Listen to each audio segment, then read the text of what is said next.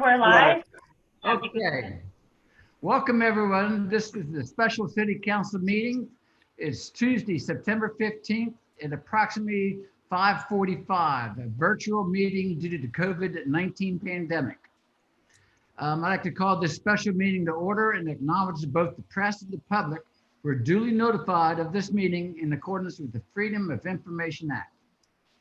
The purpose of this meeting is the consideration of ordinance 2020-09 to provide for the issuance and sale of not exceeding $7 million aggregate principal of general obligation bonds of the city of Isle of Palm, South Carolina.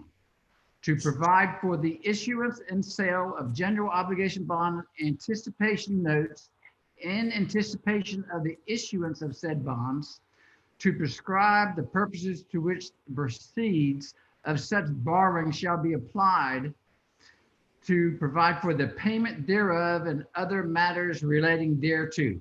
That's a lot of words, but let's put it in simple terms. We've got a marina we got to rebuild, and we've got 3 drainage outfalls that we've got to install. I hear all kinds of chatter that, this is all about we failed the marina before. It has nothing to do with the rebuilding of the marina. This has to do with a lease that we signed years ago that obligates the city to rebuild the marina docks. And due to excessive flooding, we have 3 drainage outfalls that we have to start working on. And so I'm going to actually turn this over to 2 professionals, C.D. Rhodes and Margaret Pope of Pope Flynn Law Firm, our bond counsel. CD, Margaret, if y'all would comment. CD is going to start this off. I am here as the older bond lawyer, so I will provide support. And of course, due to my great friendship with Desiree, and I wanted to be here, but I am quickly letting and hoping and pushing these young guys out of the nest, and CD will do a great job. I have reviewed all of the documents and I will be by his side, but he will lead the way, and I think is going to make some remarks that I hope will let you know in very simple terms what the ordinance does. Thank you, Margaret. Certainly. Thank you, Margaret. So I am just in very brief terms. I want to make sure that you all understand exactly what it is that you're voting on. And so I'm going to run through kind of some of the key points of the ordinance, but I'm going to do it briefly. And then, of course, if you have any questions, I will stay here answering questions as long as you want to ask them. So first and foremost, what you are issuing here, or what you're proposing to issue, are general obligation bonds. I think first and foremost, it's important to understand kind of what you're promising to do when you issue a series of GO bonds. These bonds will be secured by a tax without limit on all of the taxable property within the city of Isle of Palms. Now, what that means is that you will levy whatever millage is necessary in each year in order to make whatever the agreed upon debt service payments are. Now, of course, I understand that at least with the marina project, there may be some other funds that you intend to use to repay these bonds, and that's perfectly fine. So you are promising your bondholders that if necessary, you will levy the millage to pay debt service. But if those funds are available from other sources, the debt service certainly can be paid from those funds. And we've made specific provisions in the bond ordinance to make it explicit that that is an option that you have at your disposal. So the bonds that you are authorizing here, I think we are talking about 2 series of bonds. One to fund the drainage project, as the mayor mentioned, and another to fund the marina project.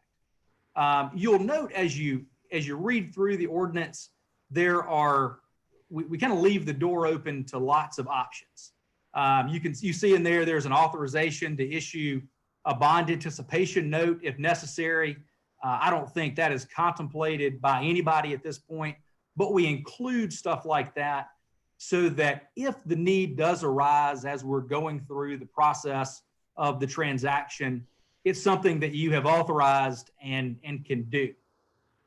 But one of the options that you have through this bond ordinance is to issue multiple series of bonds and to issue those bonds on either a tax exempt or a taxable basis.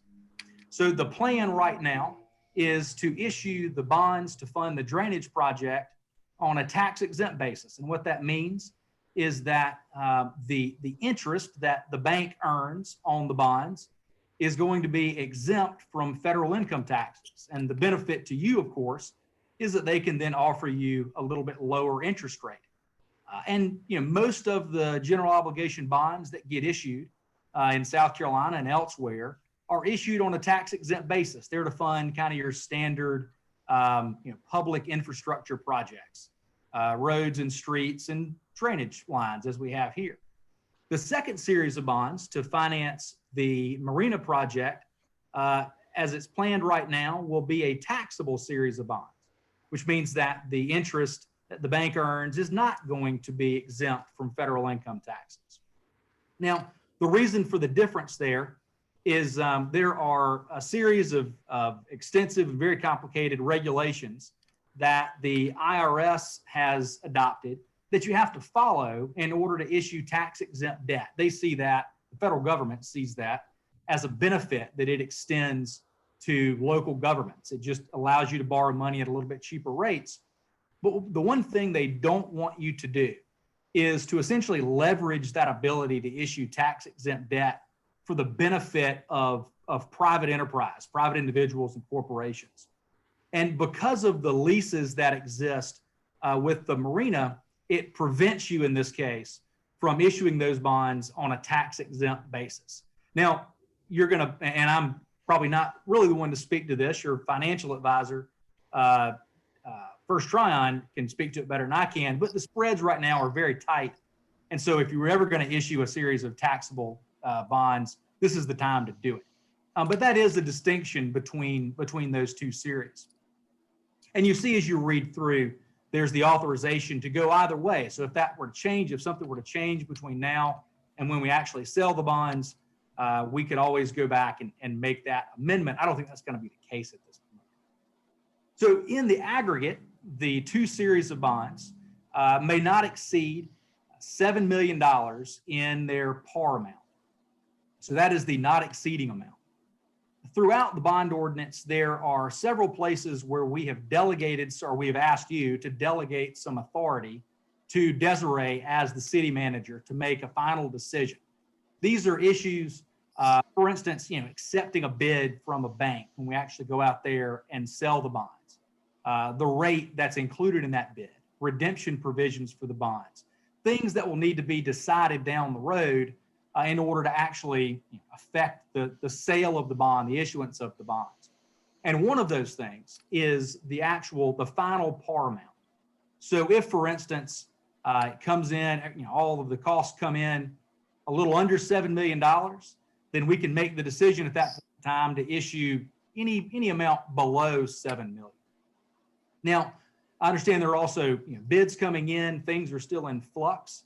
And so if for some reason there's a reason or a need to increase the not exceeding amount, we'll need to make that decision between now and second reading. You can amend the ordinance to do that.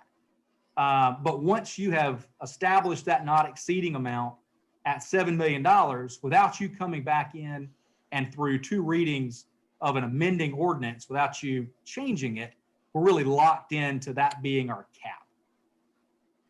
So as I said, there are several spots in here where there are some delegations. I want to point them out to you specifically. In section 3.01, we have the option of issuing one or more series of bonds, which we know at this point, or we expect we're going to have to issue two series. We have the option of issuing those on either a tax exempt or a taxable basis. And then finally in section 5.01, and this is really kind of the most important delegations here, we delegate to the city administrator the ability to decide on the final interest rate, the closing date, various redemption provisions, and other details of the bonds that are necessary to actually get them sold. As you may or may not be aware, just from previous conversations with the financial advisor, we expect this is going to be sold. These bonds are going to be sold to a bank. And so we will issue a request for proposals, or First Trine will issue a request for proposals to banks. And they will, give us their best interest rate. Rates are really good right now. This is a great time to be doing this. And then once we have those back, that's when we'll actually make those final decisions on some of those matters like rates and redemption provisions, and other matters along those same lines. So the parameters, there are some parameters that are established in that section. For example, with respect to the interest rates, there are some directions that without council taking further action, the rates can't exceed a certain level. Delegation is a strong principle in our state, but it's also one to be handled, excuse me, fairly delicately. And I'm sure it makes Desiree feel better that, there are some constraints. I mean, if the interest rates came in very, very much above what we expect and authorized in the ordinance, then we would not have the power to accept them. So we think with the advice of the financial advisor that we have set those parameters fairly and with enough room that Desiree would have the ability to go ahead and award. But just for your comfort, the parameters are set forth. Other than that, lots of this actually is very much pretty standard what the banks will want as far as bond payment dates. We'll want to match up, of course, the bond payment dates with what works for the city to be sure the money, of course, from the levy would be in hand. And also, as CD said about the marina, if we plan to use some of the money that you do earn from operations of the marina, that money has to be in hand at the time the levy is set. So a lot of those sorts of details, Desiree will be working, and we will be working with her and the financial advisor to get those established appropriately. Yep. So I think that gives you a good idea of what it is that you're voting on. We are happy to answer any questions that you might have about the ordinance or the process or anything else. Council members, do you have a council member Ward? I'm sorry. You're on mute. Can you hear me now? Yes. Yes. Okay. Do you have a breakdown between the tax exempt and the taxable bonds of the numbers at this time, or you don't know? And also the second question is the tax exempt bonds, they would be exempt from South Carolina state tax only and federal, right? So actually both series of bonds will be exempt from South Carolina taxes. Right. Okay. There are separate statutes, and it doesn't matter. All those IRS regulations don't apply to the exemption from state taxes. It just is the exemption from federal income taxes where all IRS regulations. Very good. Thank you. Anyone else? Questions, please. Well, I wanted to answer Councilmember Ward's first question about how that $7 million is split between the two projects. The tax expense would be for the drainage phase 3 drainage project, and as budgeted, that's 3.1 and 3.2 for the Marina Dock project. The reason why we did a not to exceed number is just to give us some wiggle room. And when we talked about doing that, we had not received bids back for either of the projects. So we'll be talking a little bit more about that during Ways and Means about how those bids came back and monies that we have available for that. So, but that's the breakdown of the budgeted numbers for the GO bond issue. Councilmember Ward again. So there's my second time. Thank you. So if I understand it, it's a little bit more for the drainage project than it is for the marina. Slightly more, a few $100,000. At this time, Jimmy. Yeah, I think at this time. yeah, Right. that number's going to change, but yep. Okay. Thank you. That's all I had. Thank you. Anyone else? I think we lost City and Margaret. Oh, yeah. Councilmember Pounds. Yeah, Mayor, I was just going to say, you know, between the folks from Pope Flynn, and I hate they fell off, and our financial advisor, I think Desiree and Debbie would agree with this. We have really surrounded ourselves with the right folks for IOP. In my opinion, we've gotten good counsel so far. We've gotten good advice so far. I think we're going to be all pleasantly surprised at where the rates come in, Mayor. So I think we've got the right team sitting around the table for us to help pull this off this year. And, you know, and to me, amazingly, you know, here we are borrowing this money, yet we're still rebuilding the public safety building, $5 million out of city coffers that we're not borrowing. So the city has done an incredible job being fiscally responsible. So my hat's off to Debbie and Desiree and Ron and everybody who's worked so hard on this. And for both of our chiefs who had to live out of trailers for the last year or so. I'm sorry. Anyone else, please? Council member, yes, sir. Yeah, Jimmy, just to your point earlier about the, some of the media coverage saying this is $7 million for the marina. I think it is really, really worth pointing out. The only debt service we're looking at on the marina is slightly more than $3 million. And that's it at this point. And the balance of this going to solving longstanding drainage issues, which I think is very commendable across the board for this council. Randy, I think what we read today was truly what I call fake news. Yeah. I hate to use that term, but yes, I think Desiree has set them straight on that, if I'm not mistaken. Anyone else? Do I hear a motion from one of our council members to approve first reading of this bond issuance? So moved. Mayor. Yep, second. Okay, we have a motion and a second. Any discussion? Hearing none. Nicole, may we have a roll call vote, please? Absolutely. Councilmember Smith, Aye. Councilmember Moy, Aye. Councilmember Buchanan, Aye. Councilmember Bell, Aye. Councilmember Pounds, Aye. Councilmember Popson, Aye. Councilmember Ward, Aye. Councilmember Streetman, Aye. Mayor Carroll, Aye. all in favor? Motion carries unanimously. Thank you very much. Mr. Buchanan, do I hear anything from you? Motion to adjourn. Second. All in favor? Aye. Aye. All right, to our public, please don't leave. We're going to go immediately into Ways and Means. Should we take a minute or not? Nope. Okay, you're in charge now, sir. Let's keep rocking, Mayor. Yes, sir. Keep it rocking. I'm approval. Fair enough. This is the Ways and Means Committee, 6 p.m. a little after on Tuesday, September 15th, a virtual meeting due to COVID-19 pandemic.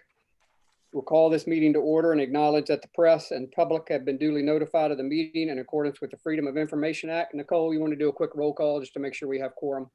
Absolutely. Councilmember Streetman, Aye. Present. He's on a roll. okay. This is positive. We'll keep rolling. Councilmember Ward, Here. Councilmember Popson, Here. Councilmember Moy, Here. Councilmember Buchanan, Here. Councilmember Bell, Here. Councilmember Smith, Here. Mayor Carroll, Here. Chair Pounds. Here. You have a quorum? Thank you. Desiree, do we need to close out with Pope Flynn folks or keep them going? I don't think we need them here anymore. I know we lost them for a little bit, but Apologies, guys. I'm sorry. Happy to answer any other questions that y'all might And did have. we answer the gentleman's question fully? Yeah, we did. Yep. And Yeah. I was singing your praises and then you went offline, but that's okay. Sorry, we didn't get to hear that. Yeah, apologies about that. You know, Yes. I That's can't all right. all meet in person I again and know. have these conversations face to Look face. forward to it. Yeah, same here. Thank you guys for your help very much. no. You're very welcome. Okay. Have a good evening. You too. Our second item is approval of previous meeting minutes. Can I have a motion? So moved. Second. Second, thank you. Nicole, you want to do a quick roll call? Absolutely. Councilmember Streetman, Aye. Councilmember Popson, Aye. Councilmember Ward, Aye. Councilmember Buchanan, Aye. Councilmember Bell. You're muted. Aye. Councilmember Moy, Aye. Councilmember Smith, Aye. Mayor Carroll, Aye. Chair Pounds. Aye. All in favor? Thank you, Nicole. And our next item is citizens' comments. I know we had one. Nicole, if you don't mind reading that into the record, please. Absolutely. From Jesse Milan, 25 41st Avenue. The stop sign along the eastbound direction of Marginal Road that parallels 41st Avenue at the intersection of Forest Trail is knocked over and extends partially into the lane of travel and poses a hazard.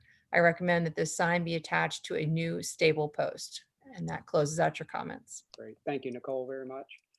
Our next item is financial statements. Debbie is with us, so would you take that away? And Ron, I don't know if we're going to put those up. I know it's in the package, but if you want to put them up so Debbie can walk through, that'd be great. Okay, folks, can everybody hear me? Yes. Yes. Okay, awesome. We have the August results to review. Not quite there yet, Ron.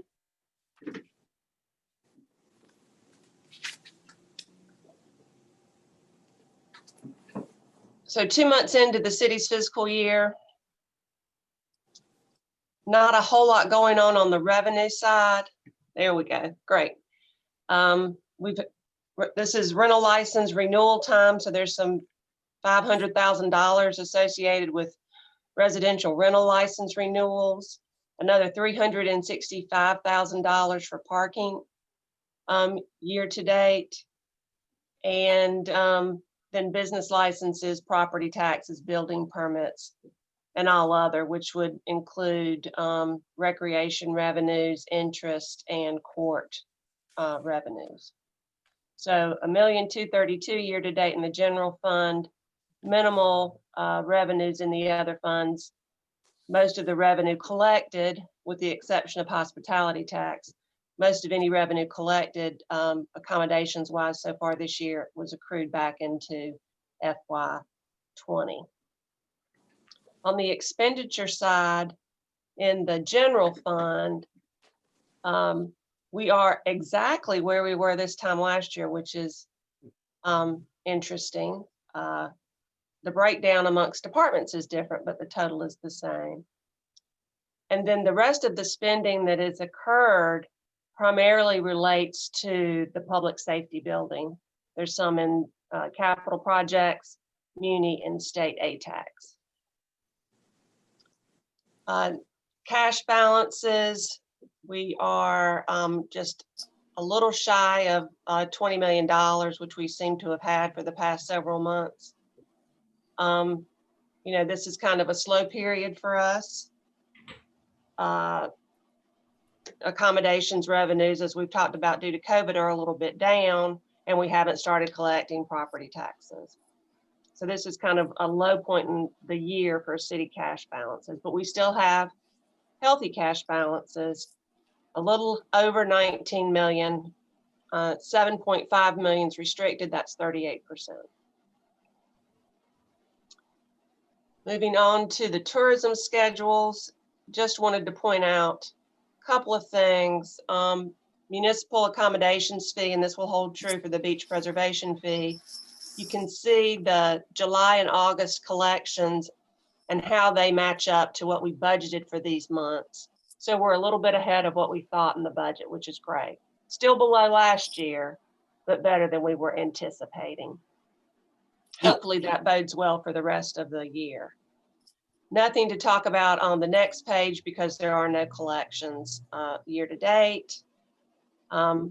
Hospitality tax, you can see again, I've left in a column for the FY21 budget so you can see how we are matching up to that. We beat the budget in July, but in August is below budget. When I tried to dig into the detail a little bit there, this is really being impacted by Wild Dunes being somewhat below what they normally would do in hospitality. And then No Morgan Creek Grill has an impact. So we're seeing mostly COVID-related issues with the somewhat low amount in August. We'll continue to watch that. Beach preservation fee, we've already talked about. It's the same as the municipal accommodations tax.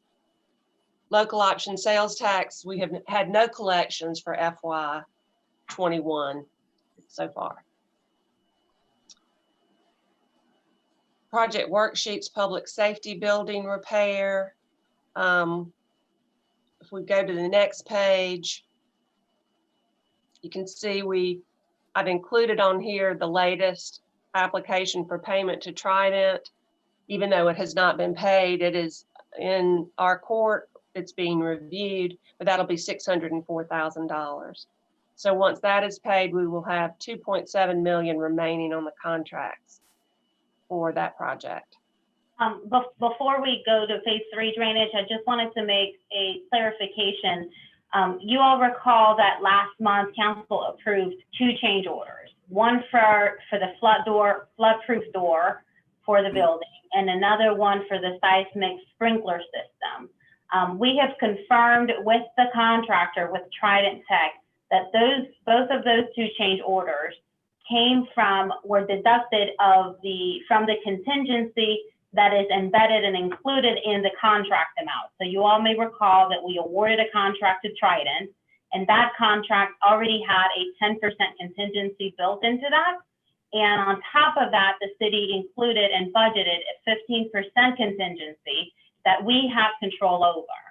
So anything that is not used by Trident over their 10% contracted contingency returns to the city. But so far, all of the change orders and changes and adjustments have come out of the contract amount. Our contingency has still remains at $734,000, I believe. So I just wanted to make that correction from last month. Desiree, just to comment, the contractor built into their quoted amount their own contingency, just for clarity. So it has absolutely no impact on us. It was good planning on their part. Correct. And that amount is 10%. That's correct. All right, drainage phase 3. I don't think a whole lot happened. You can go down the next page. You can see in August we had 2 invoices to Thomas and Hutton for $14,000 and another $700. And then marina dock repair. I don't believe there was any. I'm sorry, Desiree. Go ahead. Y'all are so fast. I just wanted to let you all know that related to phase 3 drainage, we have submitted a grant application to the Rural Infrastructure Authority for $500,000 towards this project. This is going to be the second time the city applies for this grant, for these grant funds that are funded from the state level. And you all recall that the city was awarded $500,000 several years ago for phase 2 drainage. So we submitted that with Thomas and Hutton, submitted that this Monday. So we'll keep you all updated about those results. That's it. Okay, now marina dock repair and rehabilitation. No changes on this schedule to report. And that's all I have, unless there are any questions. Any questions for Debbie?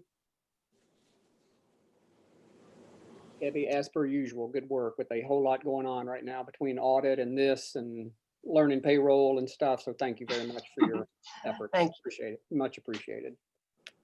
Desiree, anything else to add on financials over there? You're good. Item 5, old business, discussion and consideration of marina restaurant lease proposal from the IOP Families Investment Group. As most of you, I believe, know, Desiree's been keeping us up to speed. We've had a couple of drafts going back and forth.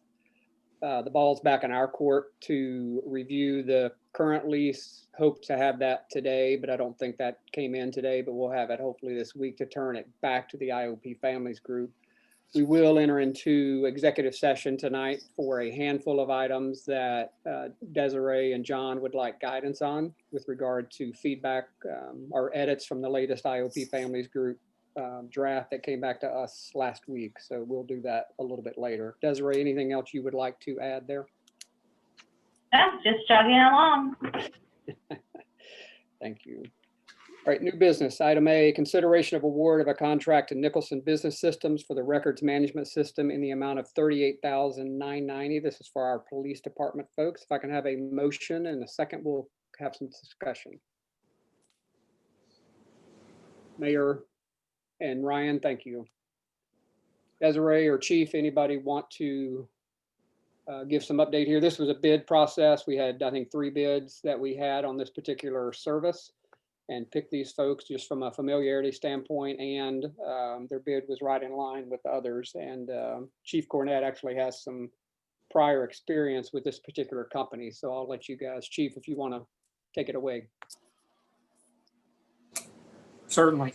The biggest points to take away from LawTrack right now would be that we are spending a little over $19,000 a year on our current system. When we switch to LawTrack, it will take it down to $4,000 a year. The initial startup is what you're seeing on there, which is a little bit higher than what was originally budgeted.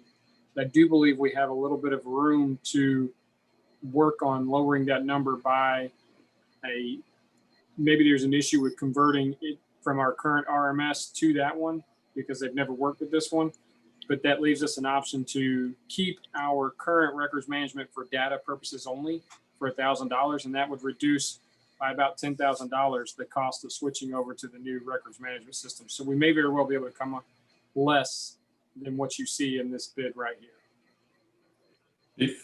The 38,000, I just wanted to quickly add, we do want council to consider approving the 38,000 and not to exceed, even though it is over the budgeted amount of 30,000, but just knowing that there may be some opportunities to reduce that cost, but we do want council to consider the full amount. Randy? Yeah, just kind of in my old world of IT, but I would caution about not converting the records over. You know, the cost of maintaining the others, the cost of getting at that data, should you need it, will far exceed the cost of converting. So I would just encourage everyone to, grin and bear it and get onto one record system. Keeping multiple data systems is never a good idea. That would be our initial goal. However, the company that we use, we're the only department in the state of South Carolina that uses them. They're from up north and not really used very, very frequently. So there's a concern that there may be an issue trying to convert it. But our intent would definitely be that we would want to convert that if we can do so. You can certainly take a small data set and try to convert it to see if it works. Yeah. Jimmy Ward, question. If we can't, if the cost does not come in lower and the budget is $30,000, I'd like to ask Desiree where the line item is going to be where we make up the difference.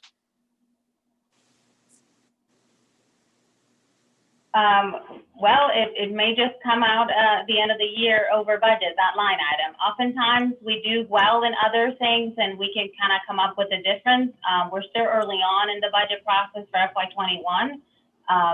So I couldn't necessarily say exactly where it would come from, but I'm sure that we can find some savings like we usually do during the year that could cover that $8,000 difference. I'm confident that we can do that.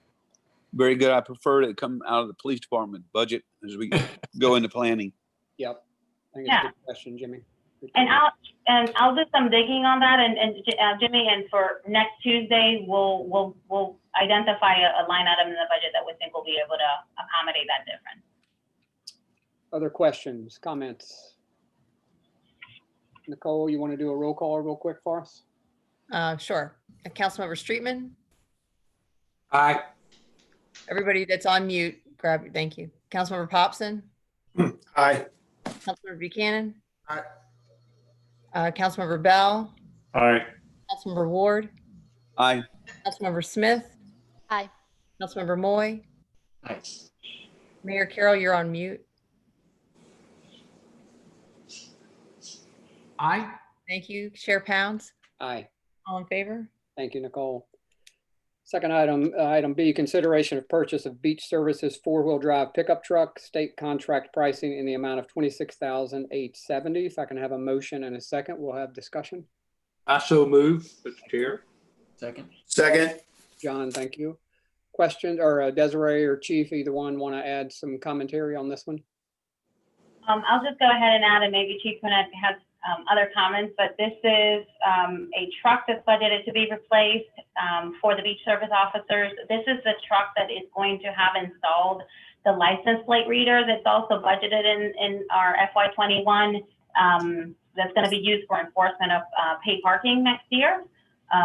So the reason it's state contract pricing, that means that the city doesn't have to go through the procurement process. The state has already done that, and that's the lowest price. So we're recommending this. Public Safety also made a recommendation to approve. Chief, is there anything else to include, to add? No, ma'am, I think you covered it all. Thank you, Chief. Thank you, Desiree. Susan, question.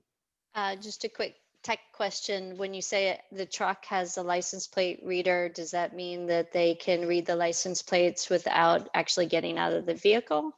Or how does that work exactly?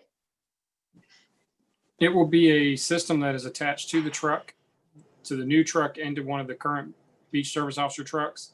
And it will read the tags from outside, giving the officers that when they see a violation, they can actually just print the ticket because the violation appears on the computer. They can reach over and print it and then step out and put it on the card. So it's reading them all. It saves time for us. Cool, thank you. The truck does not include the license plate reader. That is another Separate ad. Yeah. separate equipment will be installed in that truck, but that is a separate piece of equipment. Okay, good to know. Thank Mayor you. Carroll. Yes, sir. Chief, any other bells and whistles like painting, lights, radios, computers that need to be added to this?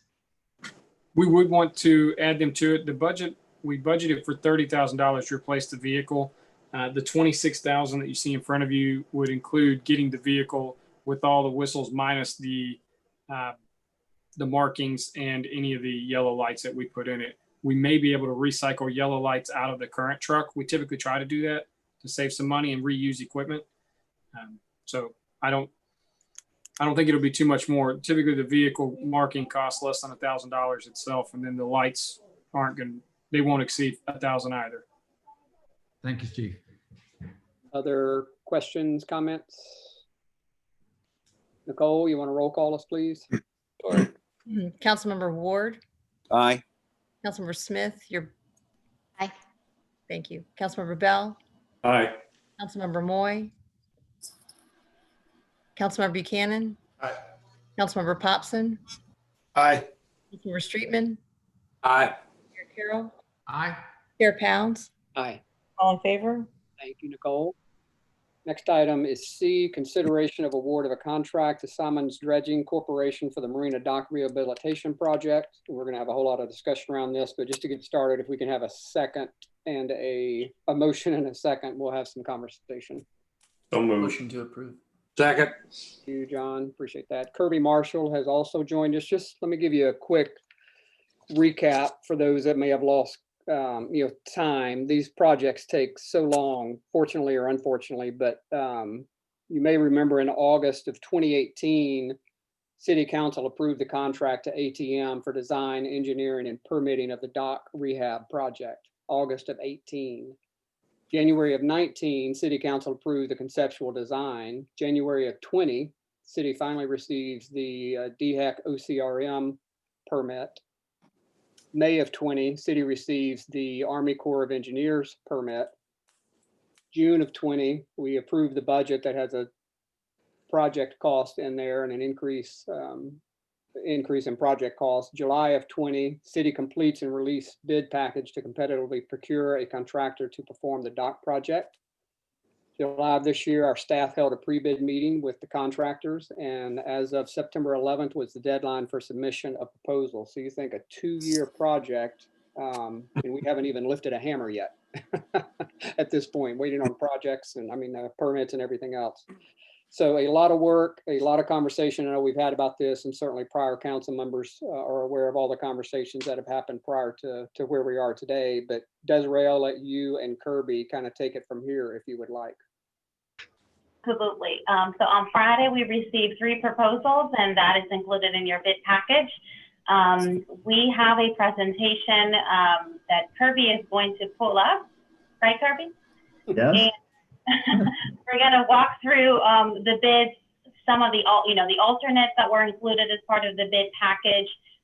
We have quite a bit of discussion that we want to share with you all and get some, have an opportunity to answer questions and talk them through, and ultimately make a recommendation to City Council for approval of a contract. So Kirby, do you want to share the PowerPoint, or am I doing that? I'll do it right now. Let's see if it works. There you go. Okay, there we are. So, there we go. There we go. As Desiree mentioned, the bids came back last Friday. We received 3 bids, one from Salmon's Dredging here in Charleston, another from Orion Marine Construction out of Florida, and a third from Blue Tide Marine Construction out of Charleston. Salmon's was the apparent low bidder with a total base bid of $2.737 million. The other bids were a good bit higher. Orion, as you can see here, had a much larger mobilization fee coming all the way up from Florida, and Blue Tide included a much higher cost for the floating dock system. They quoted a different floating dock system than Salmon's. Both of them were pre-qualified and specified. So Salmon's, based on this information, is the apparent low bidder. So we did some vetting of the information that Salmon's provided with their bid, and found that all the information they provided was indeed consistent with the requirements of the bid documents. So that was good news.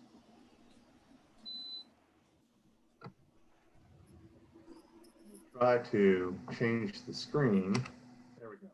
So the floating dock system that Salmon's Dredging included was an aluminum framed dock system with timber decking, similar to what's shown in these 2 pictures. This is actually a marina that we are just wrapping up in Portland, Maine. So we're very familiar with the aluminum frame system that Salmon's proposed.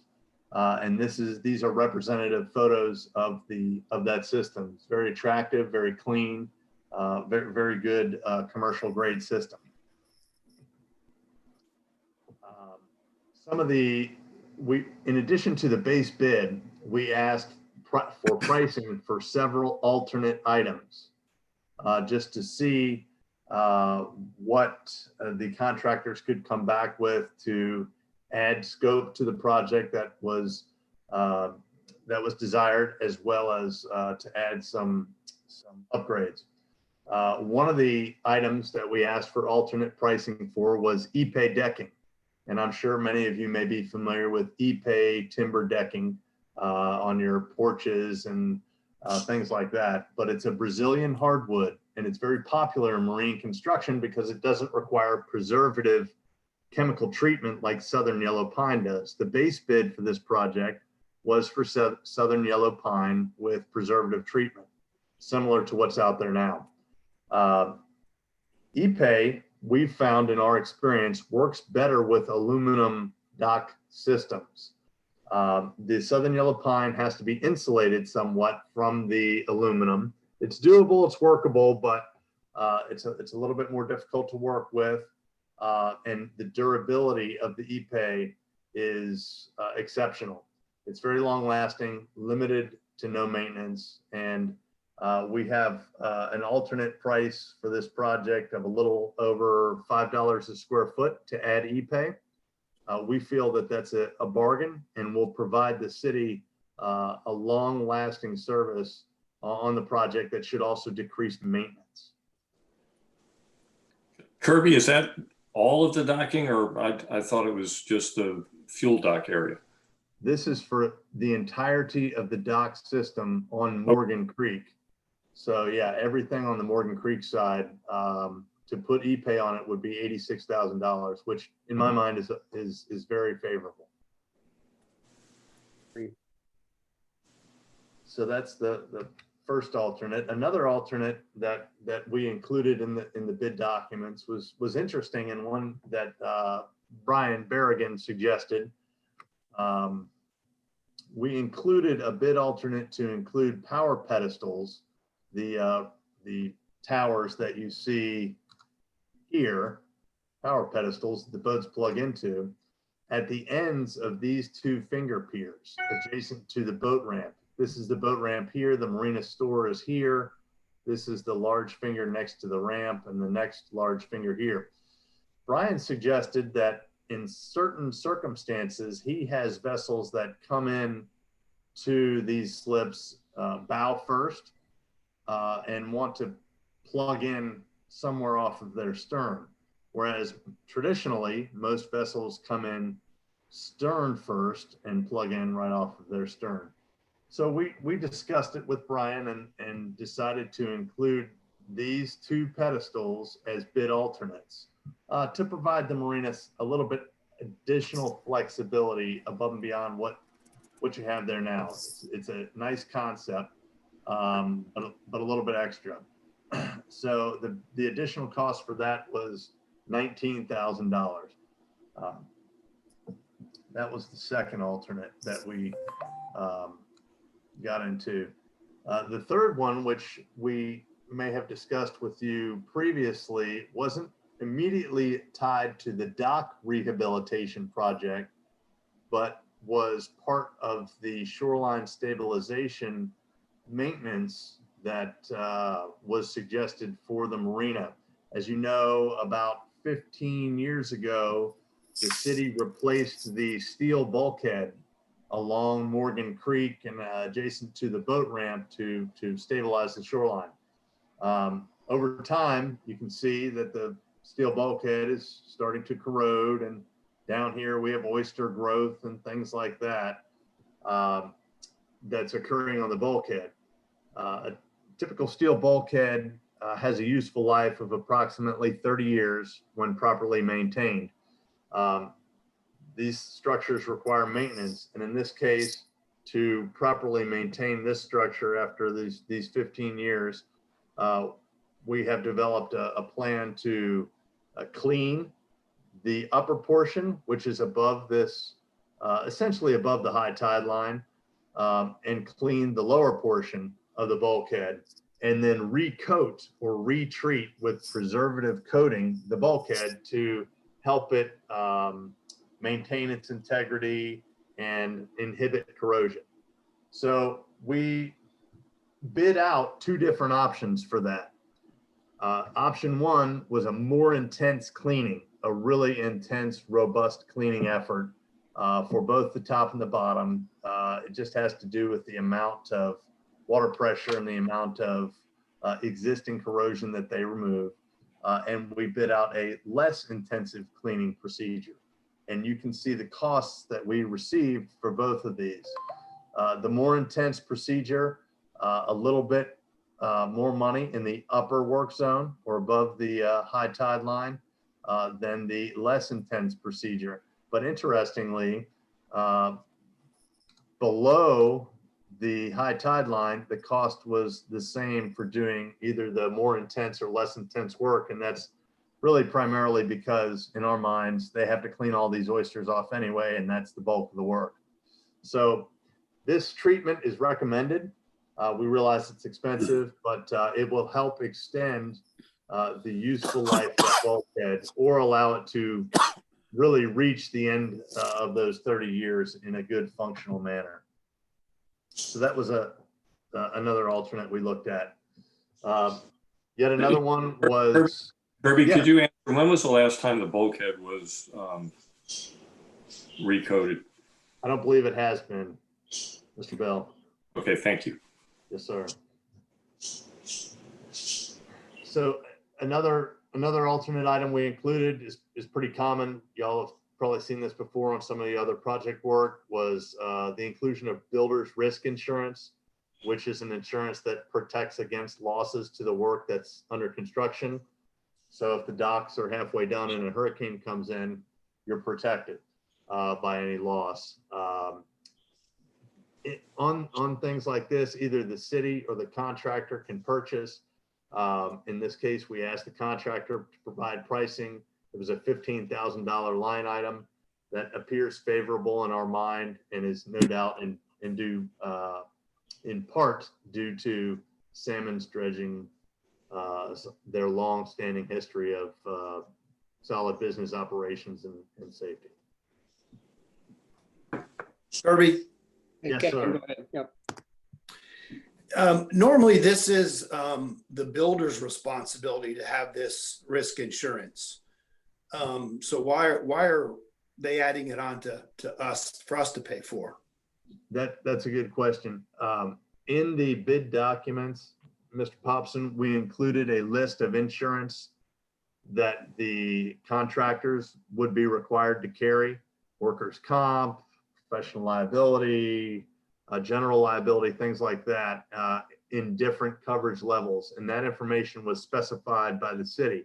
What was not included in there was the builder's risk. So we specifically added an alternate in the bid form to ensure that you have the option of looking at that pricing from the contractor. Otherwise, it would have just been rolled into their general conditions and spread out amongst the line items. And we'll be listed as a co-insurer. Yes, sir. That's the intent. Thank you. Yes, sir. Another line item that we looked at for an alternate were some modifications of the Intracoastal dock. And this is something that we had contemplated in some form during the permitting process and obtained permitting to do this, but it wasn't necessarily included in the design process.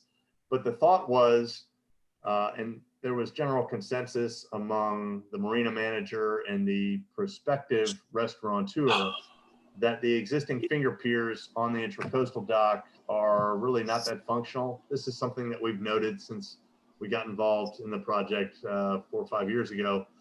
We have partial length finger piers and then mooring piles out here, and it just is not very easy for boats to dock up in this area. So restaurateur traditionally had controlled this area down here, and they had approached the city about potentially removing those finger piers just to make dockage a little bit easier in this area. Around the same time, we were going out to bid, and Brian Berrigan suggested that, well, maybe we look at doing that all the way down the dock to provide him some additional flexible space to use during construction that he could then accommodate some of his long-term residents from other areas in the marina while that was being reconstructed. So we looked at this, and during the bid process, we weren't really able to put this out as a fully engineered solution. So we asked the contractors to provide us just generalized pricing for removal of the fingers, removal of the anchor piles off of each of these fingers, which help hold the dock in place, removal of all the mooring piles, and then reinstallation of these anchor piles on the back side of the dock to hold the dock into place. Not the cleanest way to do this, but something that could have provided some temporary flexibility for the restaurateur and the marina manager during construction and during the immediate future. The contractor did note, Salmon's Dredging did note in their response, they are fearful that when they actually go to remove some of these piles out here, they could damage them or perhaps even break them. That was a concern. We don't have firm pricing for new piles to be installed back here if indeed some of these piles get broken. So with that in mind, and with the note in mind that Salmons Dredging has proposed a phased construction approach for the docks on Morgan Creek, whereby they would demolish and replace the fuel dock and the docks behind the store first, and then move, when they're done with that, to the face dock and the docks farther out towards the Intracoastal. We feel that this may not be as pressing a need at this time. Mr. Chair. Yes, sir, Mayor. Kirby, are there not pilings on that dock on the inside already? There are, Mayor Carroll, there's only 4. Wow. And the 7 piles at the end of the finger piers help hold that dock structure in place. So without them, we would be relying on those 4 finger piers on the inside, which probably would not be sufficient to hold that dock into place. Kirby, in September 21, 1989, when Hugo hit, all of our docks lifted up and went over the top of the pilings. How high are these pilings going to be when we rebuild the marina? That's a great question. I can't give you the exact number off the top of my head, but they will be approximately 6 feet over the top of the bulkhead. And I think the bulkhead's around 10 feet mean sea level, so about 16 feet. We have specifically accounted for the 50-year return storm event, so a hurricane event, with the anticipated waves, with anticipated sea level rise, and a factor of safety to set the top height of the piles for the new floating docks to ensure that the docks don't float out of place. Thank you very much. That's a great question. Mr. Chairman. Kevin, go ahead. Kirby, do we lose dock slips by removing these fingers? Does the count stay the same if we sort of parallel park on this, the dock without the fingers? And there's really no water at all on the land side of this dock. So are we able to get boats behind there? Yeah, good question.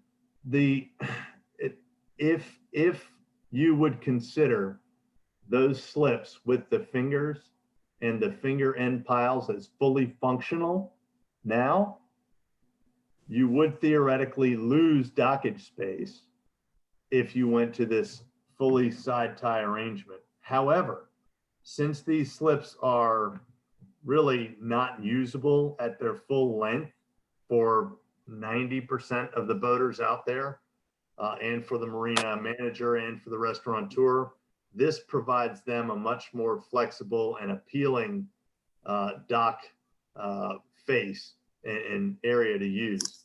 The backside, it's a good question. Brian has looked at that and has indicated to us that right now, all he uses the backside for are small vessels. Not only is it shallow back there, but it's tight to get in between here and the water sports dock and in between here and the face docks. Brian is comfortable with that and comfortable with using this backside area in the current situation. We have also permitted the inclusion of jet docks on the backside of this dock. So jet docks can be installed back here to allow for small boats like flats boats and small bay boats to get in there. So right now, I think the water depths are minimally adequate, I would say, but certainly something that needs to be looked at when the next dredging cycle comes up. Kirby, if I may, just a comment going back, I'm the one that's been on real property through all this. We bid to do what the city was obligated to do under the lease terms. And there are many items that I think we can all come up with that fall outside that boundary. This is certainly one of them. I would just recommend anything that the marina manager would like to entertain separately, that, you know, that's something that can be done separate from a vote for us to do what we set out to do. But I can tell you personally, I'm uncomfortable when we start saying you know, beyond what we bid, that, you know, we're going to reconfigure this dock, take finger piers out, and add risk. And by the way, if adding risk means we have a problem during that construction phase, I know where the onus of payment is going to fall. So just a reminder, we have a lease obligation to fix what's there. We do not have a lease obligation to entertain add-ons as they come up. I just wanted to quickly clarify on this issue with the intercoastal dock modification and the finger piers. Originally, it was the prospective restaurant tenant who requested that the city look into permitting extending the finger piers towards the other pilings. And that would have required a full-on new permitting process. And as earlier Chair Pounds went through the timeline from when we started this project, I mean, it took years to get permits. So recognizing that the permitting process for that would take a long time, the other alternative that we were contemplating was just removing them altogether. But this was an item that was requested by the folks that are prospectively going to be leasing the restaurant building. Requested, it was not the marina manager. I just wanted to make that clear. But that dock is split between correct. MJV and the restaurant. If you look at the right-hand side, it's the Morgan Creek. The other side is to the benefit of MJV. Yeah, and Randy, that's exactly why we have the bid broken down like the base bid compared to all these alternatives. I mean, we're not saying we need to do any or all of them. It's just here are some things to think about based on input. And I think the bigger concern here is if we hit a problem while doing something that we weren't obligated to do, the potentially extraneous cost of that would be pretty high. Mr. Chair. Yes. Susan. Following along those lines, but going back to the end of the finger pedestals, the electrical component that for $19,000, I was curious to know from Kirby, who that benefits exactly, if the marina manager had indicated any offer that he might help pay for that. That would benefit the operations of the marina. It would allow the marina to cater to mariners that choose to use the docks in different ways. It would also provide some additional flexibility to berth transient boats in the boat ramp area overnight and use this pedestal out here. So more visitors, overnight visitors that are, as you said, transient. That means people who are coming, often traveling from up north or to down south or vice versa, right? Yes, and I would also point out that as the marina water depths silt in over time, having these out here and knowing this is your largest couple of slips, it does provide you a little bit of cushion so that you can put your stern on the outside in the deeper water and get in and out. So it provides some flexibility for the long-term folks in here, but certainly also the transient boaters. And thank you. Yes, ma'am.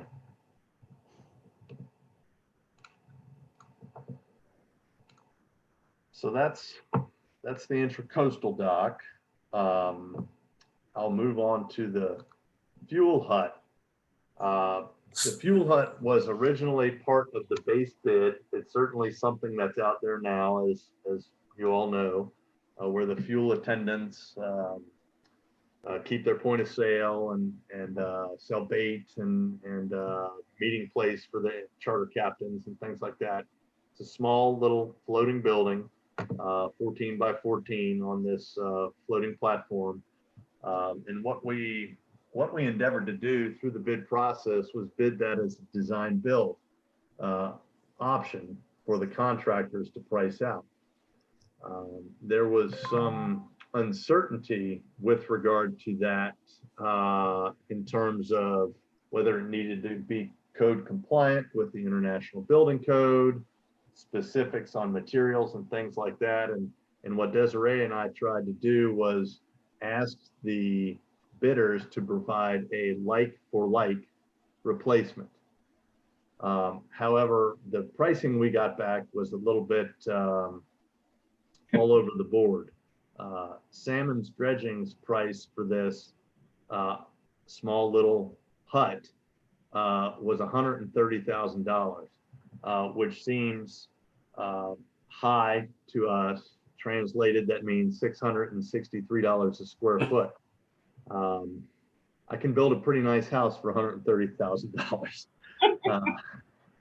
So with that in mind, we recommend that we work to value engineer this line item and negotiate an alternate solution to provide a fuel hut out on the docks that provides the necessary infrastructure to the marina operator, but hopefully at a much lower cost. So what we are basically suggesting is that we come up with an alternate number that we include in the approved budget amount for the project. Still estimate, you know, a conservative figure, because we don't know yet what that would come back at, but not accept this alternate as presented, 130,000. 130,000, but then just negotiate directly with the contractor once we can, I guess, have a little bit more time to discuss alternative solutions for that fuel hut. Correct. Mr. Chairman. Yes, sir, Kevin. Back to Councilman Bell's point, which I thought was a good point. Is this an obligation under our lease to replace this hut? Yes, that is correct. Okay, thank you. All right, so here we wanted to show you all what the FY21 budget includes for both the bulkhead recoating and the dock rehabilitation. As you all know, we have estimates that we use when we're building the budget. At that time, we don't have bids back. Now that we have bids back, we can see how the dock project, just the dock component, comes at $3.3 million. And that includes a healthy contingency that we always build in to every project for any unknown, unforeseeable, or unexpected changes. We don't know if we're going to use it or not, but it's always good planning to include. Ipe Decking was $86,000, $15,000 for the builder's risk, and $100,000 for the fuel hut. That is a number that we feel comfortable that we should include in the approved budget for this project, but recognizing that could come out much lower once we start negotiating that component. I think it was an oversight on our end. It's not. We did not include the $19,000 for the pedestal.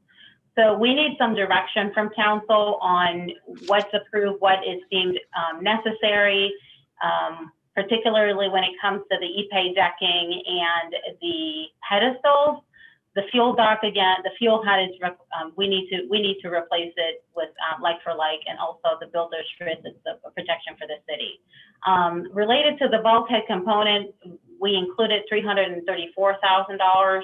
That came out much higher than those estimates. Like Harvey mentioned, there are two options depending on the degree of cleaning. I would recommend that we go with the best option, that is a city asset, and really the difference between option one and option two is around $40,000, $60,000, depending on what option. You know, that's another. I'm sorry. That's another component that we need to discuss about. Please comment that this was actually a rebid, that we tried going to bid on this earlier and thought we might save money by combining this. So if you would comment for everyone's benefit, please. Yes, absolutely. Thank you, Councilmember Bell. Yes, last year we had funds budgeted for this work, knowing that it was due. And at that time, we felt like the bids weren't open for a long time because we wanted to meet our schedule to get it done before the fiscal year. So bids came out really high at that time, and we hadn't budgeted that amount. We weren't borrowing money at that time. So we decided to hold on, knowing that we were going to go through this process with the marina dock rehabilitation, and that if we scheduled it right, this work could be done after the docks were removed. And that should simplify the bulkhead recoating. So we decided to hit pause and then just include it as a part of the scope of this project. However, bids came back. I believe all three proposers, Kirby, correct me if I'm wrong, I believe they all use the same subcontractor. So that's why you see, they're pretty much in line throughout all proposals. So yeah, That's this correct, is Desiree. the second time that we bid this project out. This seems to be an opportune time to do the bulkhead recoating work. It's loud, it's messy.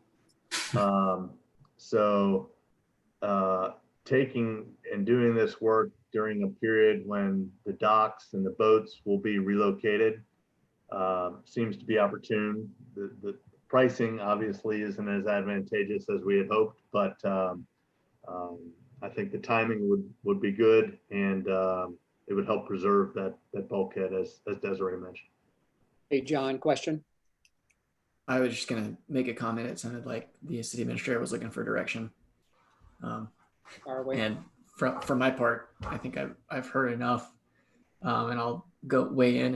And I don't know if we need to make this in the form of a motion or what, Desiree, but what I'm seeing is a proposal for the Ipe Decking. That's a long-term investment that it's going to pay off. There's going to be a strong ROI, I think, on that. The builder's risk seems like something that we more or less have to do. The fuel hut, we're going to have to carry a number. I did see that the other bid was $65,000, but so hopefully we can get in under that. And in terms of the other add-ons, I would have left those off of this proposal as they were. They don't sound like investments for the city asset per se versus the marine operations. So in terms of bulkhead options,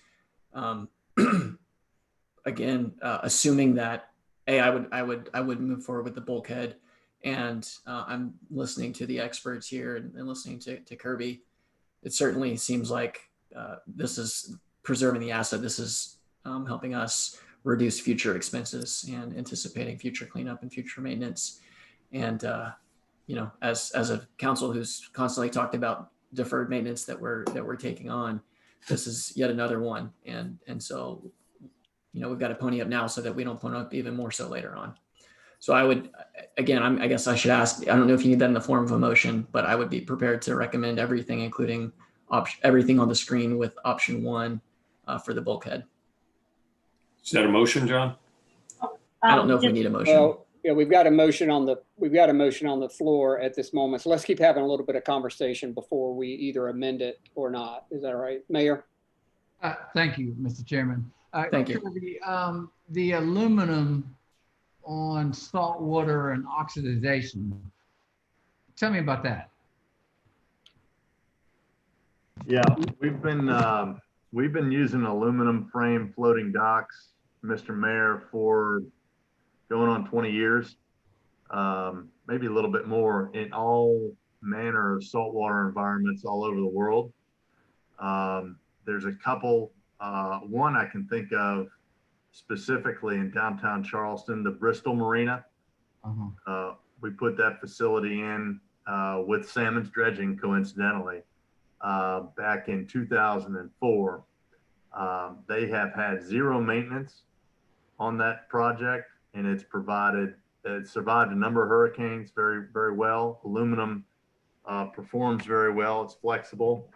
And we haven't seen any corrosion issues with the aluminum. We specify a certain type of aluminum to ensure that it's corrosion resistant in a saltwater environment, and require the manufacturer of the product to submit material certifications that prove that it meets those specifications.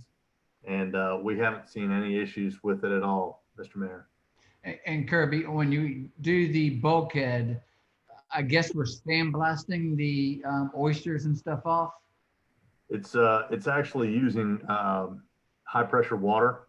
Okay. So it's water jetting, but you know how loud it is when you're pressure washing. This is commercial level pressure washing. Well, I'm glad to hear that, because sandblasting is just going to fill in the boat stuff. Yeah, you're right. We don't need that. Thank you. Yes, sir. Chair, yep. Yeah, so the bulkhead option 18804, that does not include any contingency, and I would suggest that we do add a 15% contingency to that. We may or may not need it, but always good planning. So that would bring up that total to 925,000. Thank you. Susan. Thank you. It sounds like the IP decking is more environmentally friendly, if that was correct. Are there any other, are we cutting any corners, or are we doing what we can in terms of making sure that we're not harming the environment? Kirby? Yes, we've asked the providers that, to provide sustainably harvested Ipe. And that is a good thing, because we know we're not harming the environment on the harvest end, but also not having the chemical treatment in the southern yellow pine is a very good thing, because those chemicals can leach into the water, and that's not good. We've also ensured that the flotation units on the floating docks fully encapsulate the polystyrene and have a thicker than normal shell on the poly tubs, to ensure that polystyrene will never leak out and get into the environment. So I think we're doing good there. The materials that we've specified are sustainable for the docks, for the utilities. But I think we're doing what we can from an environmental standpoint to ensure that we're being responsible. Super. Thank you for mentioning all of that. The polystyrene is actually one of the worst things that can get into the environment, that we've restricted in other ways in terms of what people can bring to the beach. So I'm happy to hear that, and thank you for those details. Other questions, comments? Desiree. Okay, so I just want to talk about grand totals and ahead of a potential amendment to the original motion to approve the contract. So if the base bid is 2.737, Ipe Decking 86,000, 15,000 for the builder's risk, a placeholder of 100,000 for the fuel hut, a 15% contingency of 440,000. That takes the total grand total for the dock project at 3,378,948, which is approximately 503,000 over what was estimated and included in the FY21 budget.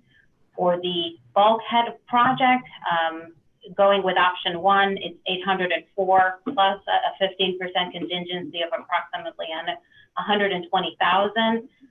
We're looking at a grand total for both projects of 4,304,000 compared to the budgeted new debt issue of 3.2. So we're looking at a $1.1 million more. Yeah, Randy. Yeah, well understood. Thank you, Desiree. Just the impact on the prior discussion on debt financing with the $7 million cap. So this kind of brings us back to, is $7 million the right number? Because we just ate up another $1 million in this discussion, basically. Yeah, and Randy, I think what we're going to find, we had pretty good estimates on this, as well as the phase 3 drainage that sits out there today, and we certainly don't have bids back on that at this point. So I think what we are probably going to, depending on how this vote goes tonight, we would probably look at second reading to add $1 million to that up to number from a financing standpoint. Thank you, Philip. Yep. Desiree, anything to add to that? No, what I did want to say that the updated debt service estimate, if the whole marina project docks and bulkhead changes from the 3.2 to the 4.3, we're looking at a annual debt service increase of $59,000. So our payment would go from $288,000 to $347,000. And that assumes a 2.5 new estimated interest rate. The budget included a 4%. We're looking, some of these rates that we've been seeing are even lower than 2.5. So we may be even seeing favorable interest rates, and that would impact that annual debt service. So that would be the yearly annual impact of that increase. Thank you. Jimmy Ward. For 20 years? 15, actually. 15. And one of the things that we've talked to our financial advisor about is once we prepare the RFP for the bank to receive basically bids for the GO bond issue, that we're going to include some options, 10-year option, 12-year option, and a 15, so that we have some wiggle room and some more options to choose from, and depending on how the interest rates come back. So we'll have some options to consider at that point, and see what's more favorable for the city. Other questions? Mayor. 2 questions, I'm sorry. I really think that we need to include a boat lift for the fire department, to have a boat down there at the marina that's ready to lift out of the water and put in the water on an emergency and a moment's notice. I think it's critical that we have a boat that's ready to go. And otherwise they got to hook it up to a truck, take it down to the launch. Hopefully there's nobody in the way to launch a boat. Whereas instead they can just push a button and lower the boat. And being up in the air, it's protected. People aren't going to steal their radio equipment and GPS and everything off the boat like it has happened in the past. Good point, Mayor.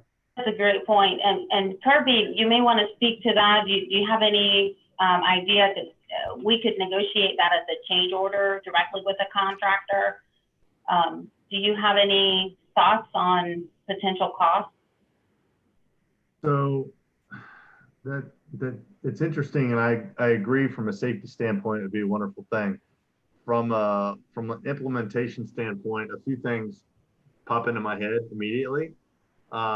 If we do a fixed boat lift, like on piles where you lift it all the way out of the water, we'd have to find a spot for that within the marina, and work that in with Brian's operations. Another factor would be that we'd have to get that permitted through OCRM and the Corps. Both of those are completely doable, but just items that would have to be addressed. Another thought that pops into my head is that I believe the town of Mount Pleasant keeps their fireboat on a jet dock at the Charleston Harbor Marina, one of those black plastic drive-on floating docks. We have permitted jet docks throughout the marina to give the city and the marina operator a lot of flexibility on where he wants to put those jet docks.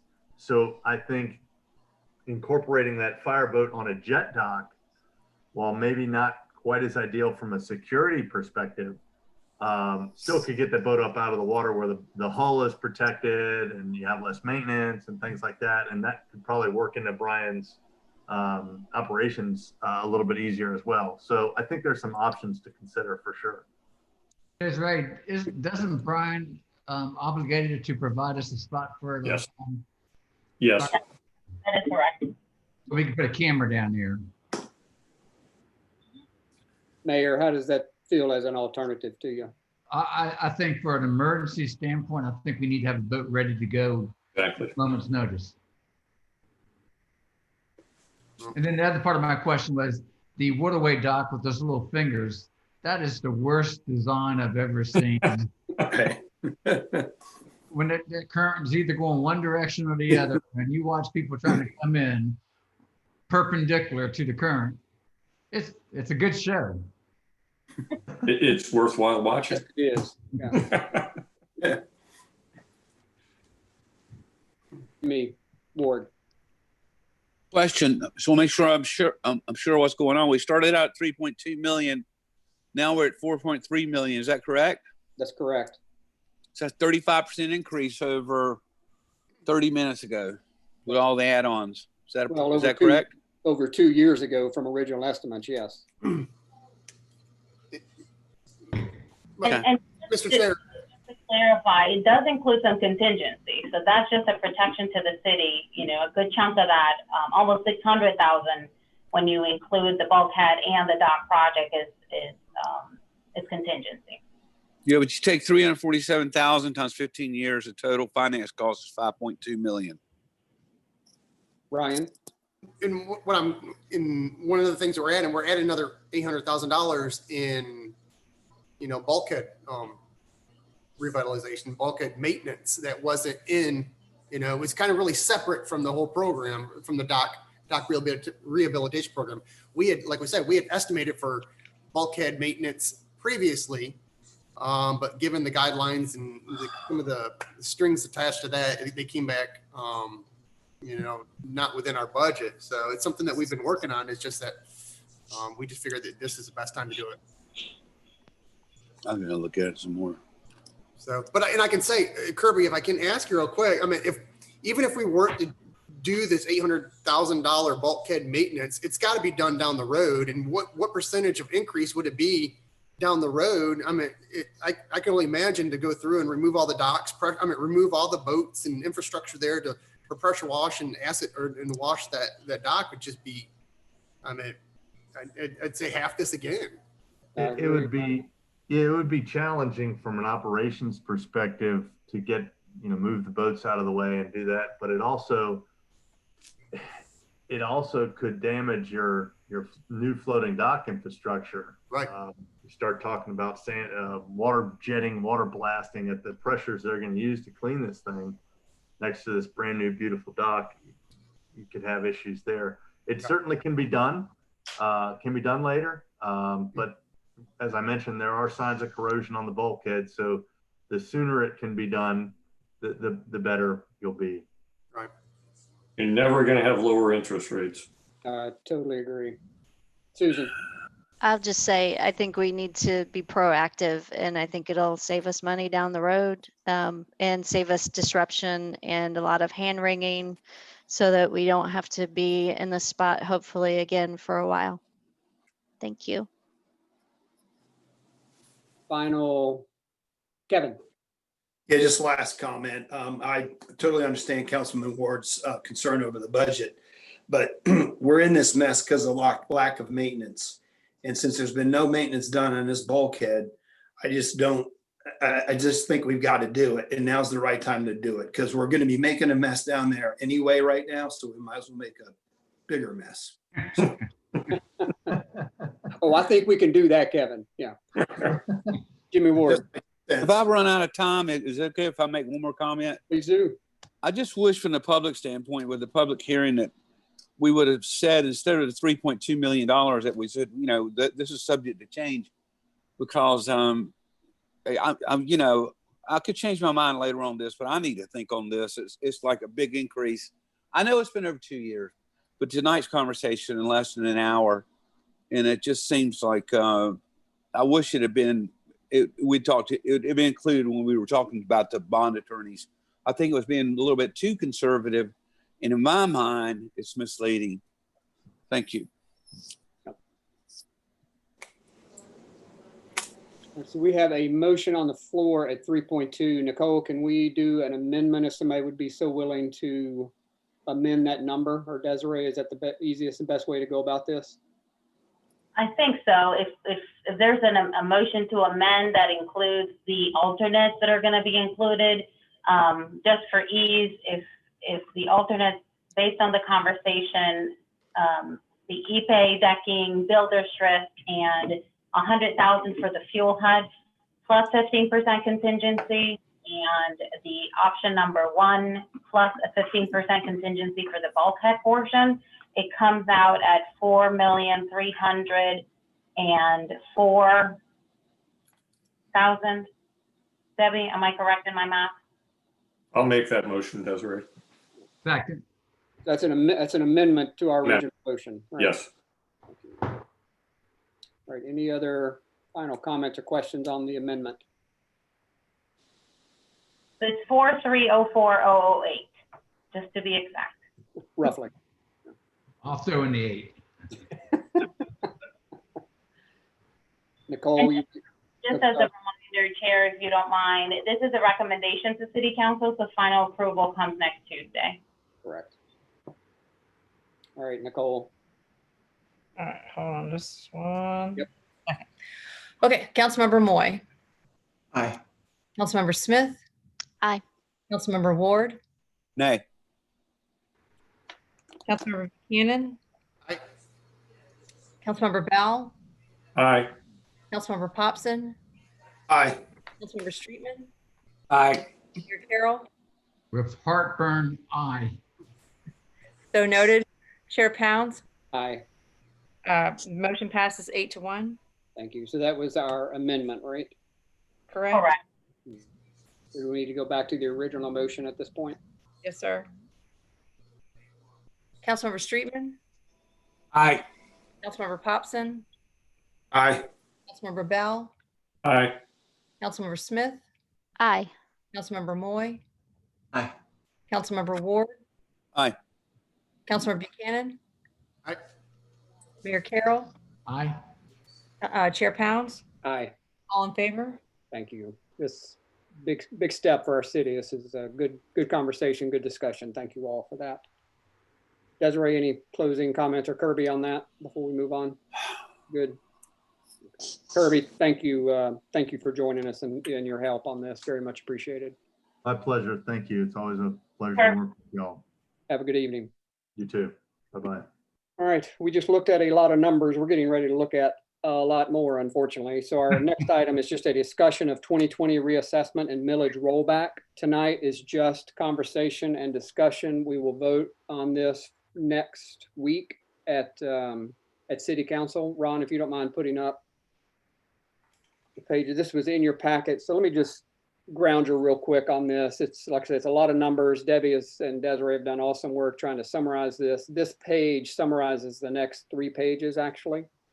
So just at a high level, this is the first column, the tax year 2019 actual. This is where we sit today. So we have our millage at 24/7. You see that highlighted in the green, and all the other numbers are either property values or revenue that comes into us from property taxes.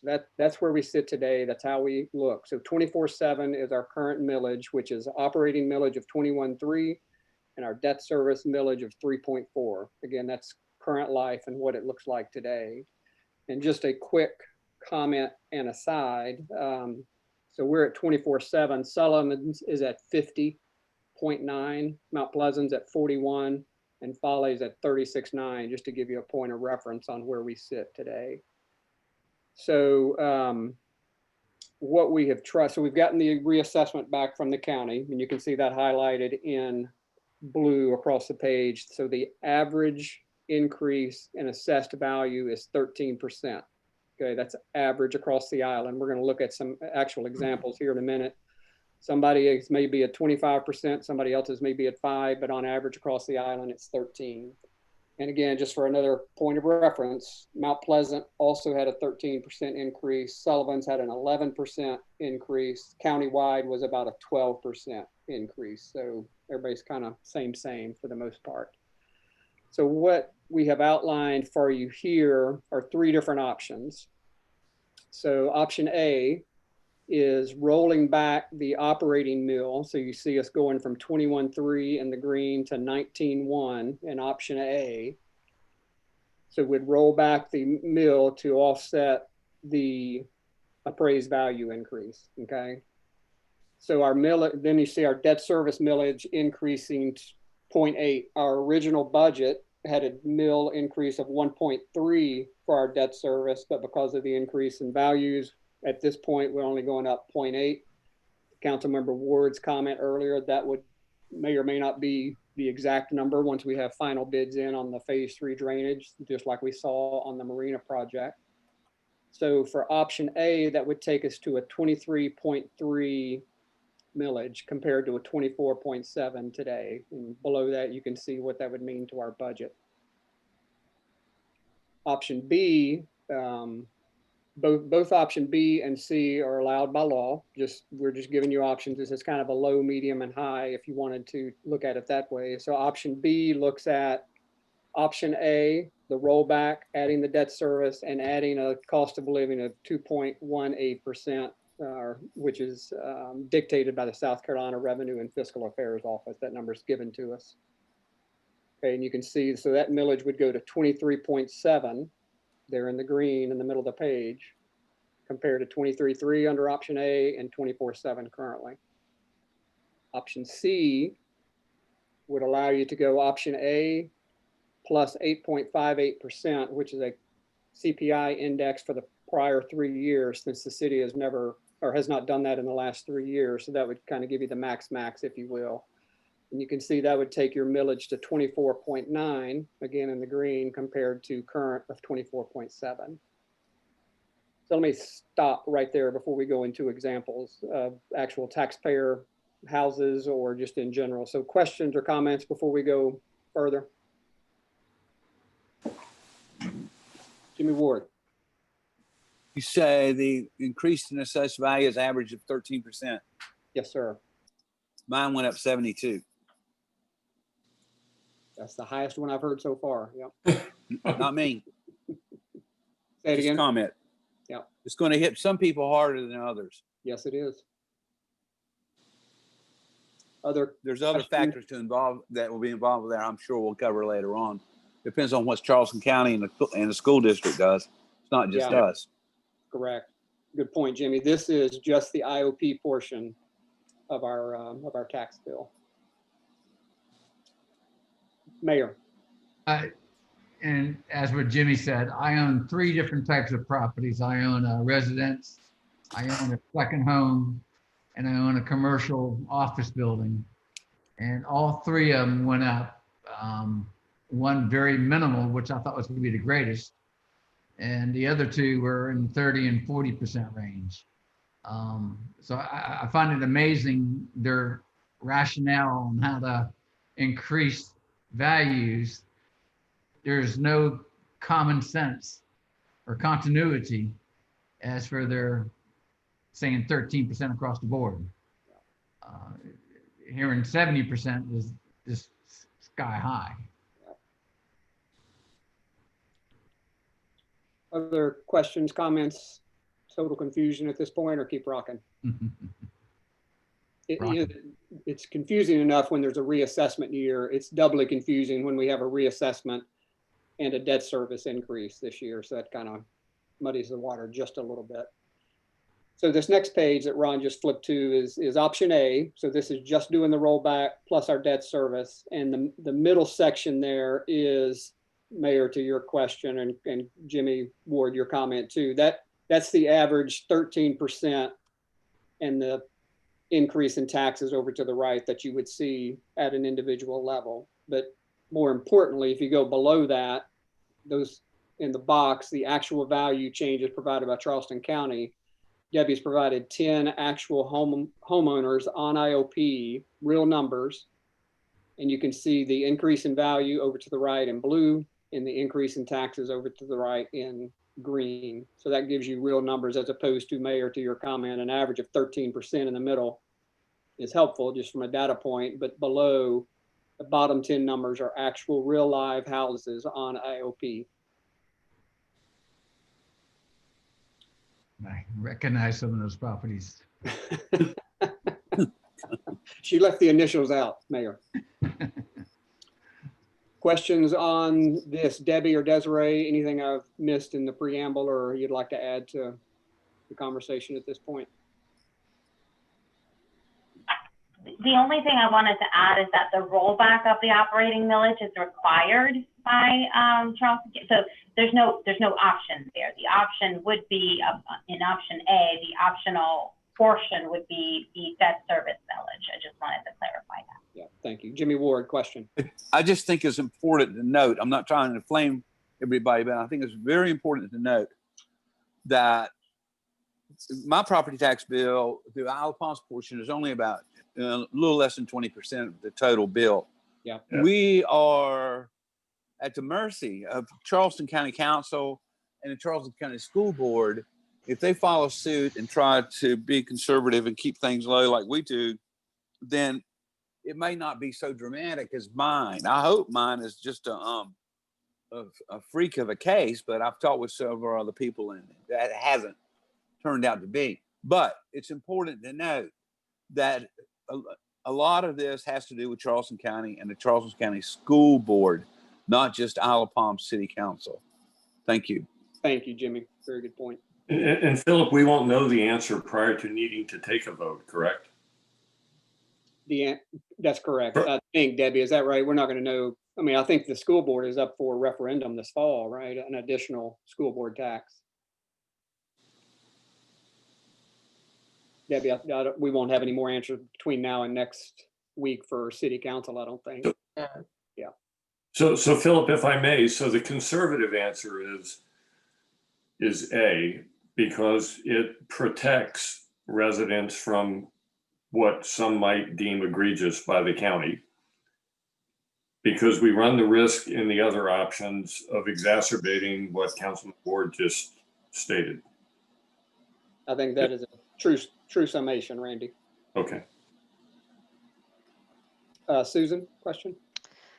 Yeah, so a layman's question about assessment. If someone has sold a property in between the two periods of assessment, does it get reassessed at that point? It's assessed at the sales value. Okay, so it might be that somebody who has sold their property or bought a property more recently is maybe going to see less of a difference than somebody who has maintained the same property the whole time during the assessment period. Am I understanding that correct? That depends. That's all over the place. Okay. It could not. Point of sale. When you sell something, it goes to that sales price. Okay. Right. So that may be some of the reason for the fluctuation from one person to the next and what they're going to see in their reassessment. And then two, so if we were conservative and stuck with just option A, there's still winners and losers. Just to make clear that average of 13%, some are going to still see more of a hit because of the difference in how much their house has been reassessed, and maybe there might be somebody else who's going to see less pain. That really has nothing to do with us. It's all about how much their house is being valued at. Not actions of this council, Susan. That's correct. Yeah. Mayor, did you have a question? Sorry. No, I was just hitting my heart for a second. Restarting it. Kevin. Yeah. Kevin, you're on mute. Just a note, this is assessment from the county. You can always appeal it if you feel like it's, if they've overreached. Good point.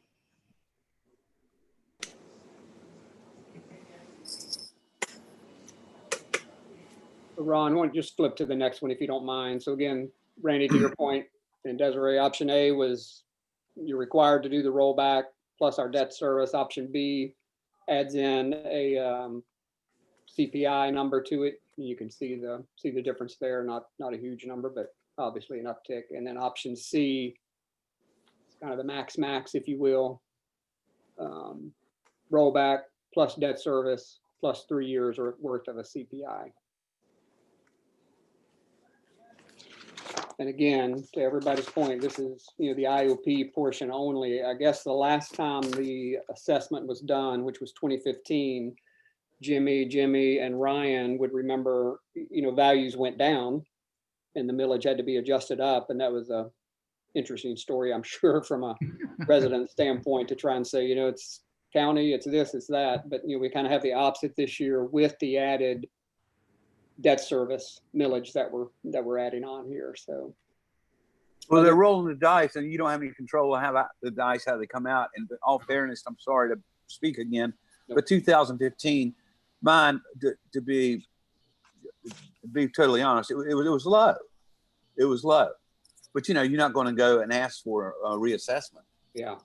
So you don't know, they're rolling the dice, and unfortunately, you don't know how it's going to shake out. And this time, it just so happens that I personally got hit, but that's, you know, it's okay. Yeah. Thank you. Yes, sir. John Mr. Moy. Chair. Thank you, Mr. Chair. So when we look at these three options, I find a lot of value both in these screens and the summary screen, because I think the discussion that we need to have is around the increase in the budget to our funds and what does that mean to us from a how are we budgeting these funds expense, as well as look at the individual. We have to take the global view and the individual view, and the subsequent pages paint that individual view very well. And even in option C, you know, looking at the averages, and I think Councilmember Ward's point is very well. And I'm at 23% for what it's worth. If we're sharing our increases, I was pretty dismayed to see that, but now I feel a little bit better. So thank you, Councilman Ward. I don't even know what mine is, John. So I'm even with you. Okay, I'm good. The point being, though, when you look at the individual impact, I think it's really important that we do try to very much understand what is this going to do to the entire community and in each and every individual resident. You look at option C as the most extreme we could take, and at $1 million house, the Isle of Palms portion increase that we're looking at is under $10 a month. So I use that as sort of my litmus of, okay, what is the real impact that we're having on somebody? And I don't mean to poo-poo that or say that it's nothing. I'm just throwing out some numbers. So for $1 million house, for a primary resident, you're looking at less than $10 a month impact. That's probably nothing compared to whatever we're going to see from the county and the school board. So I think we need to keep making that point. And from a communication standpoint, you know, as tax bills start going out this year, our city and our council and our staff, we need to be very intentional about communicating the awareness, because to the layperson and myself, I know I certainly would have no idea. I would really be pointing a finger at the city when it should be pointed mostly at the county. So that's my first point on the individuals is, okay, how much are we impacting individuals? The point on the global scale of, okay, this increased assessment value means increased funds for the city and a potential increase in the budget. Just how much is that increase going to be is the debate I think that we're having today. And I would say submit that for any increase that we're bringing in,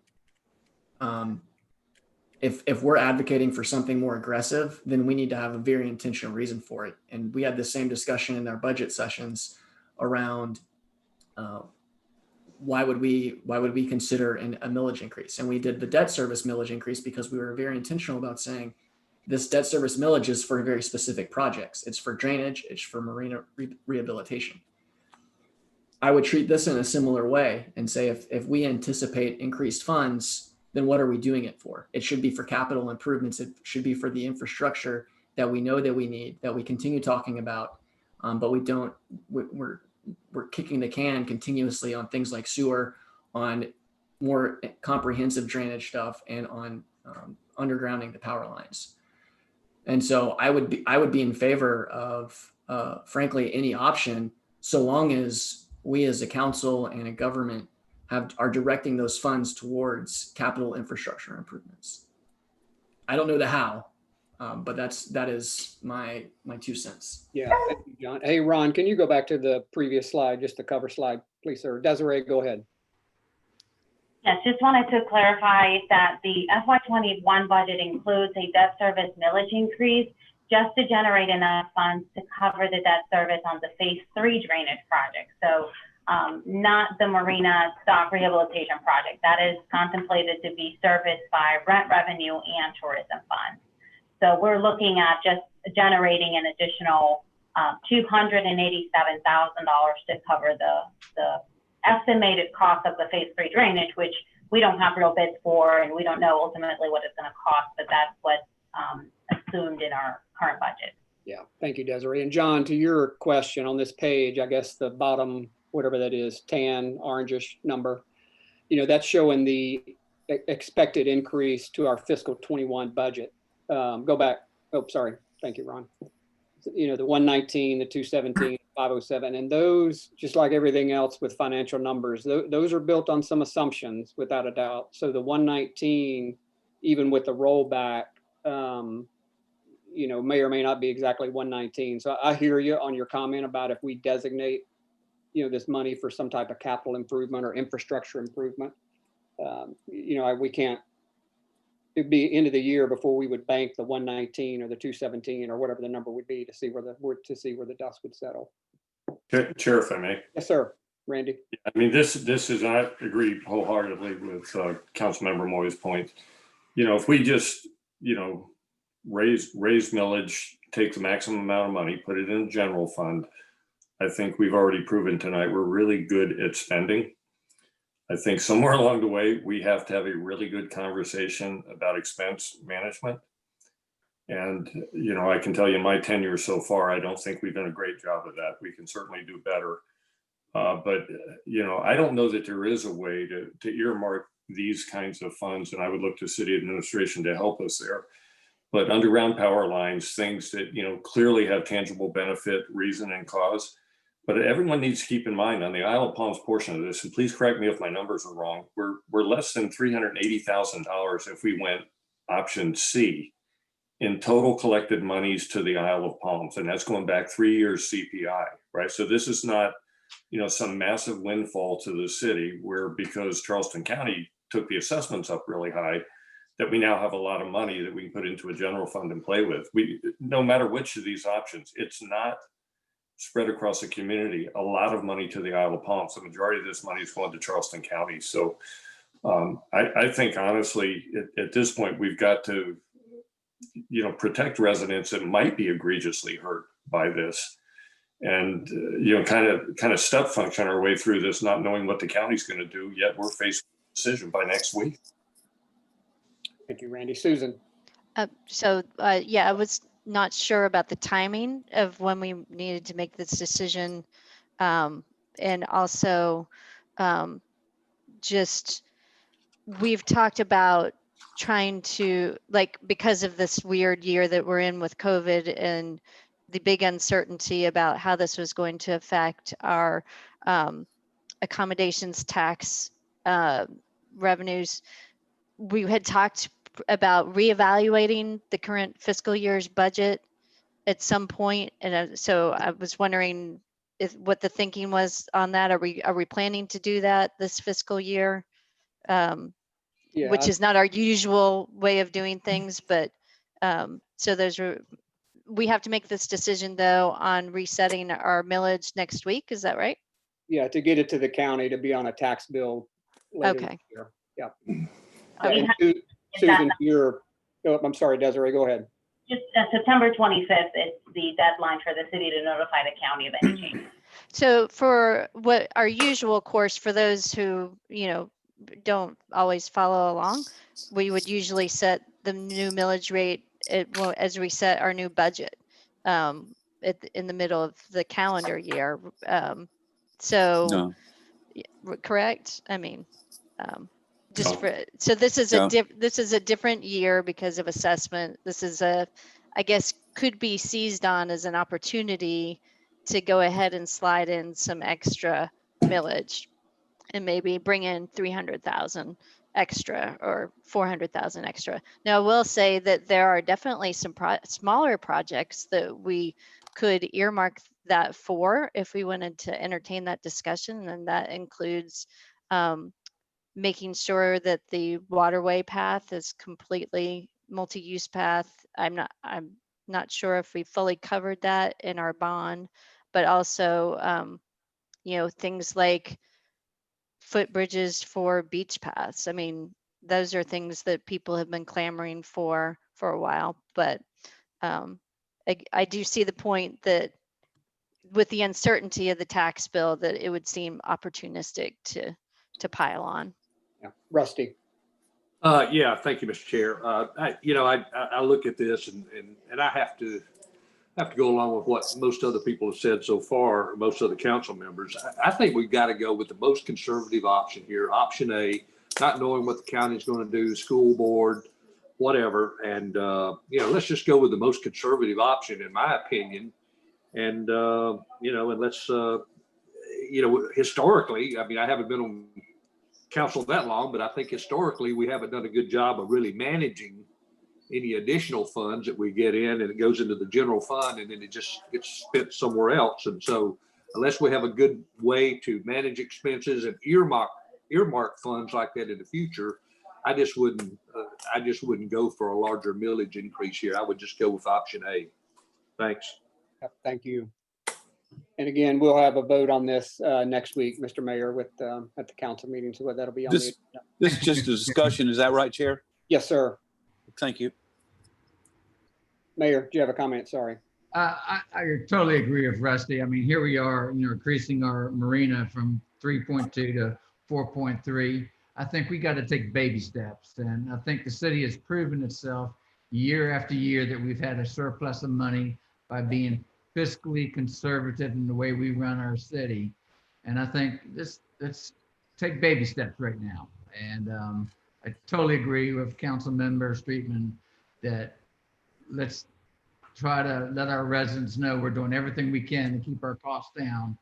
And we really don't know what the impact is going to be until the numbers come out. And we're not going to know that for a while yet. Yep. Yeah, fair enough. Desiree, Debbie, any final comment to add there? No, we're just going to take action next Tuesday. We just wanted to have a thorough conversation with you all about what this means and give you all some time to noodle before, I guess, for making a decision ahead of the Charleston County's deadline. Yeah, thank you. And Debbie, again, thank you for this work and the analysis on all the numbers. Very much appreciated. Mm-hmm. So our last item under new business, you see on the screen here, this is our financing debt schedule. And probably should have had this in the special council meeting, but this will give you a feel for why we're moving as fast as we are from the special council meeting we had tonight to looking at the marina bids tonight. You can see we're trying to get this closed by November 24th. And that includes a 60-day challenge period, which will end November 19th. So our teammates have had to hit the ground running between bond counsel and financial advisor, not to mention our city staff, to get us running on this really quick. So it's been a great team effort so far. We are right on schedule. You can see where we're on the 15th and doing the first reading, which we did tonight. We'll do the second reading next week. And you can see the rest of the dates there. So Desiree, anything, or Debbie, to add there that you would like to? No, I just wanted to add that this is a slight change from the original financing schedule that we had discussed with council. And the big change is the 60-day challenge period that's required. There's an option for a 20-day challenge period. We didn't feel like that was the right decision for this project, and are moving forward with the 60-day challenge. So that's why we requested council to consider first reading tonight, rather than having first reading next week and then second reading the following month. We're trying to take advantage of a really good market and interest rates, and get this done before Thanksgiving and not delay it any further, knowing that the Marina Dock Rehabilitation Project is going to be starting early October. So we're on good track, I guess. And a fast one, without a doubt. So thank you. Miscellaneous business. Our next meeting is 6 o'clock Tuesday, October 20th. Our last item is executive session to discuss the marina lease in accordance with section 30-4-70 of the Freedom of Information Act for discussion of contractual negotiations related to the marina restaurant lease proposal and receive legal advice. Upon returning to open session, the committee may take action on matters discussed in executive session. Do I have a motion to go to executive session? So moved. Second. Thank you, Randy. All those in favor? Aye. Aye. Unanimous. All right. Do we stay here? No, you've got a separate email from Ron to go to the executive session call in. Okay, So all right. residents, anybody else listening can stay here. We'll come back and join this session after we finish. Desiree, is that what you were going to say?